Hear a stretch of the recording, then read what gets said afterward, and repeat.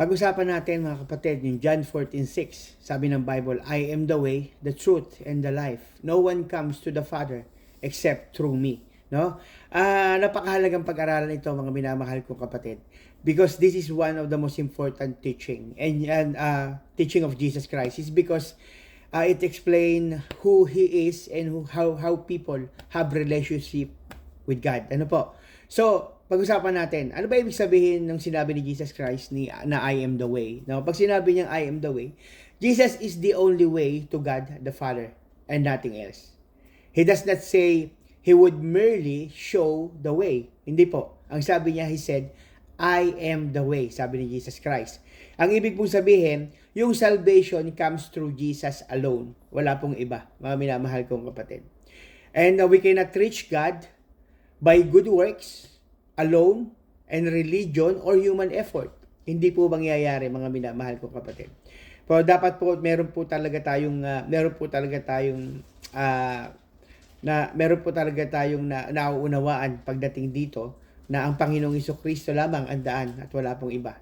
And Jesus leads people to forgiveness. Jesus leads people to peace and eternal life.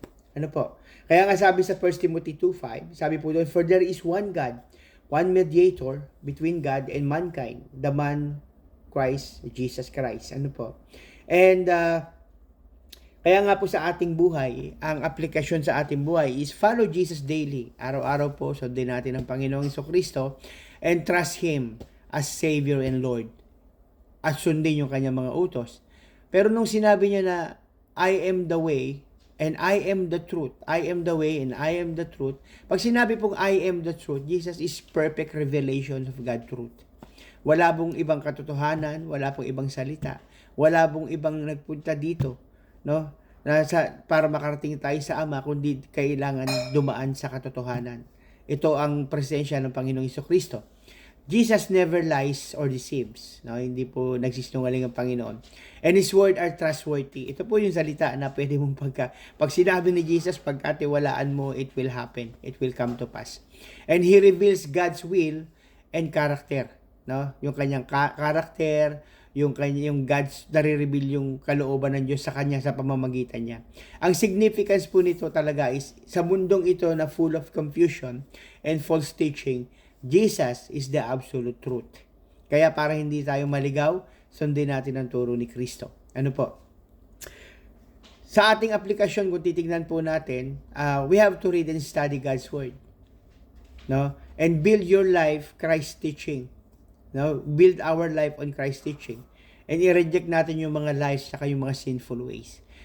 Sa number 3 po, pag sinabi niyang I am the life, I am the way, the truth, and the life. Pag sinabi ni Jesus na I am the life, Jesus gives spiritual and eternal life. Ibig sabihin, without Christ, people are spiritually dead because of sin. And Jesus gives new life, gives new hope, gives new joy, and eternal salvation. So, nasa Panginoong Jesucristo po. Kaya nga sabi niya sa John 10:10, I am the life. Sabi niya, the thief comes only to steal, to kill, and destroy. But I have come that they may have life. May buhay po, mga kapatid, sa Panginoong Jesucristo. Kaya kailangan po tayo ay remain connected kay Christ through prayer and obedience, and mag-depend tayo sa Kanya at sa Kanyang lakas para sa ating spiritual growth. Sabi po doon, no one comes to the Father except through me. Ano po ibig sabihin ng Panginoong Jesucristo? Nung sinabi yung no one comes to the Father except through me. Ang ibig po sabihin, Jesus is the only Savior. No? Reconciliation with God is only possible through Christ. No, kay Kristo lang po talaga. Ito po yung pinopoint ng Bible. And faith in Jesus is necessary for salvation. Kaya kung kaligtasan ang hanap natin, kay Kristo natin matatagpuan. Pinapakita po ng statement na God loves in providing salvation, the importance of believing in Jesus Christ. Imagine a bridge over a deep canyon. Isipin natin mga kapatid. No, isipin mo na yung tulay na malalim na sa malalim na bangin. Humanity is separated from God because of sin. Now, Jesus is the bridge, siya yung tulay, no, connecting people to God. Parang ito yung malalim na tulay, malalim na tulay, pero may